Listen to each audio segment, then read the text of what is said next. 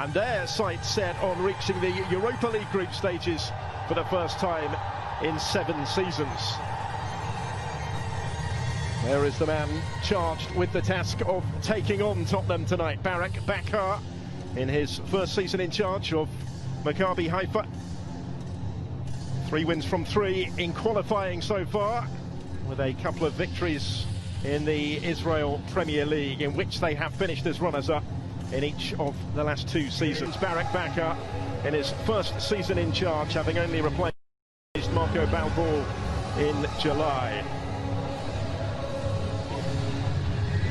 Major opportunity for Tottenham.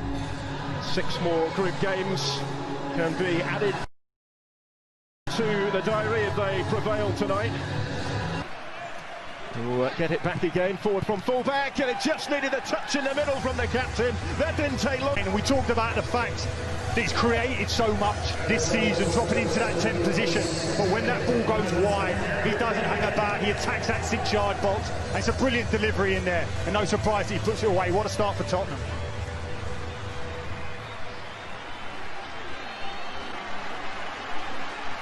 Frustration more than anything for the visiting team is you want to start well, keep it tight for the opening period, but Tottenham have got in far too easy in that wide area, and the delivery by Davies is spot on. It really is. You have to argue those centre backs in that near post area. It's too easy for that ball to get into that corridor. Well, he's already Tottenham's record European goal scorer, and him to play. Aziz are playing it forward again, and there is an opportunity here, maybe. Joe Hart called into action, almost the instant response, and he made a really decent stop to deny Sharon Sherrick. And he needed to. That's far too easy. Away by Davinson Sanchez to Mabuka. Sherry trying to pick up the pieces here, and again goes for the spectacular, and it's stunning. They've been given a little warning moments earlier, but Tottenham pegged back here by the brilliant effort from distance. Sharon Sherry finding something special to beat Joe Hart, and we're all square at 1-1. Incredible strike, it really is. And that's the 3rd one from distance that Joe Hart has faced. The first one he saves, the second one just bends past the far post, but this one gives him no chance. And again, too much space in that 10 area to get his head up. There's 5 Tottenham shirts in and around him, yet he can settle the ball, turn, have a little look about what's his options, and still has time to get his head down and make the strike. Joe Hart, and certainly Mourinho, must be furious with that. Take nothing away from the strike, that is. It goes from Bergfire, flicked on and in, and Tottenham back on top already. Lucas Moura swiftly restoring the Spurs lead. Simple as that from the set piece. No, it's a great set piece, it really is. The concern is how static Maccabii are in terms of zonal marking. Everyone's just standing on their heels. Moura attacks across the front, the delivery's right, but there was options at the back post with Doherty. Harry Kane had a running jump against those static defenders, so it's no surprise that they had conceded. But Moura starts in that central position, attacks initially to draw the near post guy out of the position, ducks then underneath him, picks up the flight brilliantly, and it's a great header.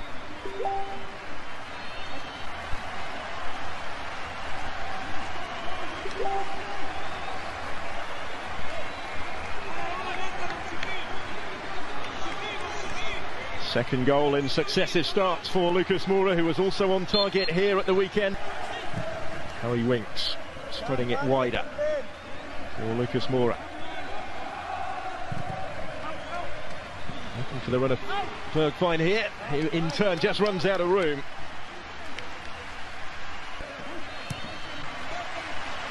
Kane, if he can get a toe to it. He did, as did Shogier, and now Lo Celso.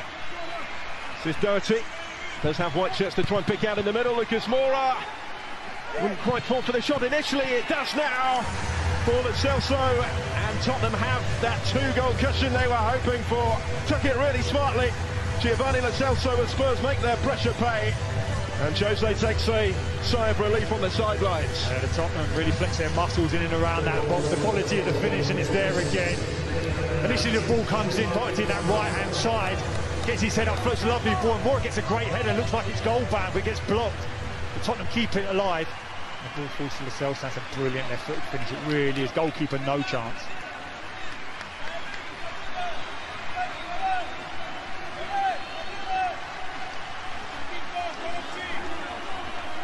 His first goal since January, which came in the FA Cup replay win here against Middlesbrough. I know we're only in the first half, but it's another example. 8 in his last 6 matches coming into this. And here goes Harry Kane, the man who started the scoring. Slipping in Lascelles once more, and he scored once more. It's the second goal for Giovanni Lascelles in a matter of minutes. And Tottenham racing towards the group stages of the Europa League before this first half is even finished. We talked about the challenge of the likes of Gareth Bale coming in and that second line of attack not being amongst the goals. Lamela gets his goal against Chelsea. Looks Mora, Lascelles now as well. And is it no surprise that it's Harry Kane with another assist? And people talk about him being a classic number 9, but when he drops deep into that 10, the timing, the release of that pass was spot on. Initially, when it breaks to him, you're thinking he's going to drive for goal himself. He's assessing the situation, gets his head up, way the path is perfect, recovering defender can't get to it, goalkeeper can't come out to smother it. It's a lovely dink finish.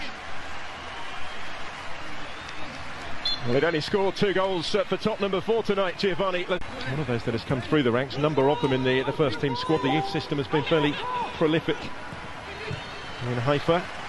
They've worked this well for Haziza, appealing for the penalty, getting the penalty. Referee in no doubt points straight to the spot.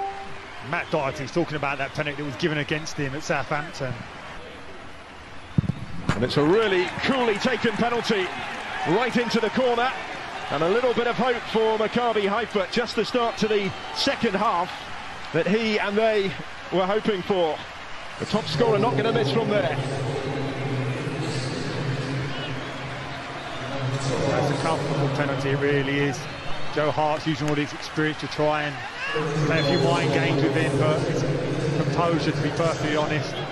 Knows Joe commits to his left-hand side and just slots it on the opposite side. Skipper for the night for Spurs. Harry Kane makes it 5-2. And they trade penalties at the start of the second half. Both equally dubious maybe in their award, but both clinically dispatched.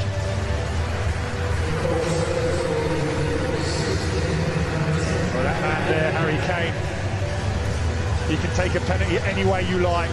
Top corners, bottom corners, down the middle. Must be so difficult for a goalkeeper to try and read his past history in terms of what he likes to do, because he can do it all.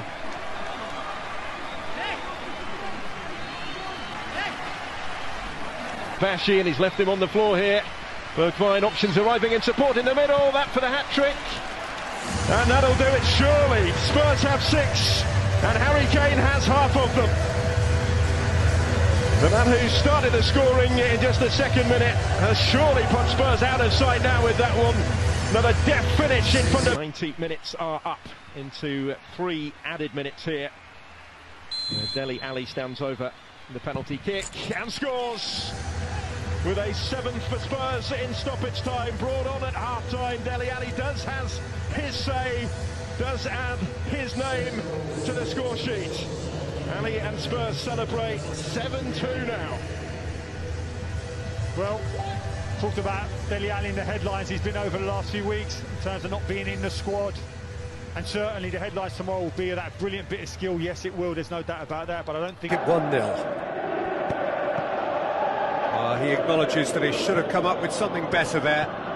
Yeah, and it was a case of good awareness too. That wasn't quite matched by the right weight of pass. It only needed just a little bit more behind it, and he was through. With a delicate ball. Keeper's ball.